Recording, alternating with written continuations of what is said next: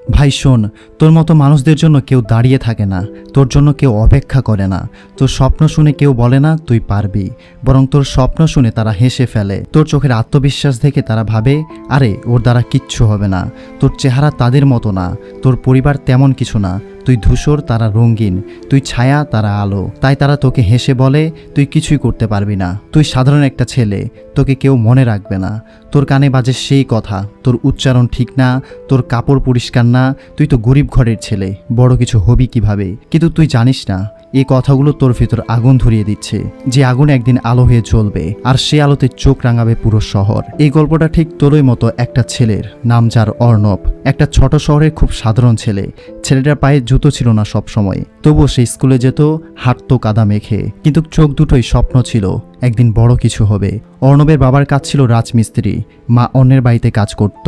স্কুলের বেতন দিতে গিয়ে হিমশিম খেত পরিবার। তবু অর্ণব পড়াশোনা করত, আলোর জন্য নয়, অন্ধকার থেকে পালানোর জন্য।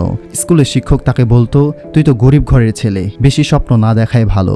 বন্ধুরা বলতো তুই বক্তা হতে চাস, তুই তো ঠিকমতো কথা বলতেই পারিস না। অর্ণব চুপ থাকতো, কিন্তু সে রোজ রাতে আয়নার সামনে দাঁড়িয়ে নিজের সাথে কথা বলতো।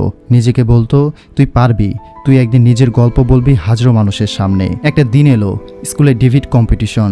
অর্ণব নাম লেখালো, সবাই হাসলো। তার বন্ধুরা তাকে বলল তুই তুই ডিবেটে নাম দিস, নিজের নামও তো ঠিক মতো বলতে পারিস না। কিন্তু সেদিন স্টেজে উঠে অর্ণব বলেছিল আজ তোমরা যারা হেসে আছো, কাল তোমরাই তালি দেবে। তার গলা কাঁপছিল, কিন্তু চোখে জল ছিল না, ছিল আগুন। তার কথায় পুরো হল নীরব হয়েছিল। সে হয়তো সেদিন প্রথম হয়নি, কিন্তু তার সেই দিনটা ছিল তার জীবনে বাঘ ঘোরানোর দিন। প্রিন্সিপাল এগিয়ে এসে বলেছিলেন তোর ভিতরে আগুন আছে ছেলে, হারিস না। সেই আগুন, সেই লড়াই ওকে একদিন পৌঁছে দিল এক মঞ্চে, যেখানে হাজার মানুষ বসে শুধু তার কথা শোনার জন্য। অর্ণব সেদিন মাইকে বলেছিল তোমরা বলেছিলে আমি পারবো না, আজ আমি এখানে দাঁড়িয়ে বলছি পারবো না। না বলার আগে অন্তত একটা সুযোগ দাও। তার চোখে জল ছিল, শরীর কাঁপছিল, কিন্তু ভাষা থেমে যায়নি। সে মঞ্চের নিচে তখন তার সেই পুরনো শিক্ষক, পুরনো বন্ধুরা, সবার চোখে তখন গর্ব, কিন্তু মুখে ছিল নীরবতা। পুরো শহর সেদিন দাঁড়িয়েছিল ওর জন্য। যে শহর একদিন তাকে অবহেলা করেছিল, আজ সেই শহর তালি দিচ্ছিল তার সাহস, তার লড়াই, তার অশ্রু আর তার জয়গানকে। শোন ভাই, তোর জন্য এমন একটা দিন আসবে রে, আজ যারা তোকে হেসে বলে তুই পারবি না, কাল তারা নিজেরাই চুপচাপ তোর সাফল্যের পাশে দাঁড়াবে। তুই শুধু হারিস না, তুই চুপ করে লড়ে যা। দিন শেষে এই লড়াইটাই তোকে আলাদা করে তুলবে।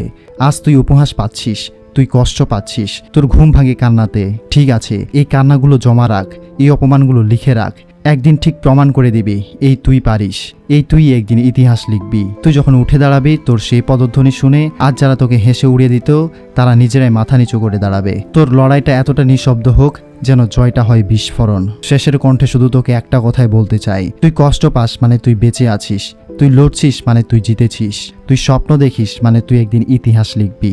আশা করি আজকের ভিডিওটি তোমাদের ভালো লেগেছে। যদি ভালো লেগে থাকে অবশ্যই ভিডিওটি লাইক দিয়ে আমাদের ইউটিউব চ্যানেলটিকে সাবস্ক্রাইব করতে ভুলিও না। দেখা হচ্ছে পরবর্তী ভিডিওতে।